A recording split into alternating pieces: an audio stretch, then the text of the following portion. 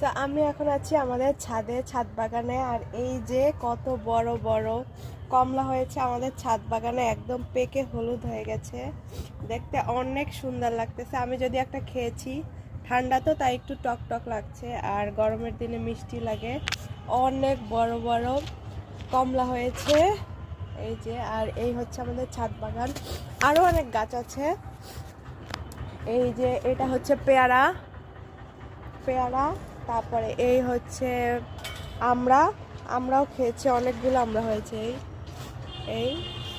তারপর এইটা হচ্ছে কামরাঙ্গাও খেয়েছি। ছাদ বাগানে আমাদের অনেক গাছ। এটা হচ্ছে ডালিম। সেই যে আমাদের ছাদ বাগান একদম গাছে পরিপূর্ণ। আজকে অনেক ঠান্ডা, অনেক অনেক ঠান্ডা, তাও ছাদে আসলাম একটু ঘুরতে। আর এই সব ছাদ বাগানের সব গাছ আমার আব্বু লাগিয়েছে। এই যে এটা হচ্ছে মরিচ গাছ, অনেক মরিচ আছে।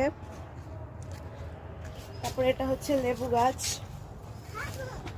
আর এই যে এখানে আছে পেঁপে গাছ, পাকা পেঁপে খেয়েছি, এটা হচ্ছে কাঁচা পেঁপে।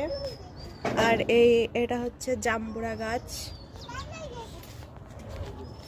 আর এই আম গাছ থেকে অনেক আম খেয়েছি, এখন আম হয়নি যেহেতু আমের সিজন না।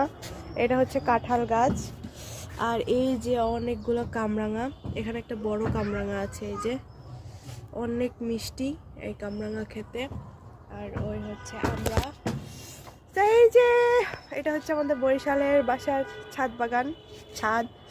আর এখান থেকে এই যে বড় বড় বিল্ডিং দেখা যায়, পিছনের বিল্ডিংটা 10 তলা, আমাদের বিল্ডিংটা 5 তলা।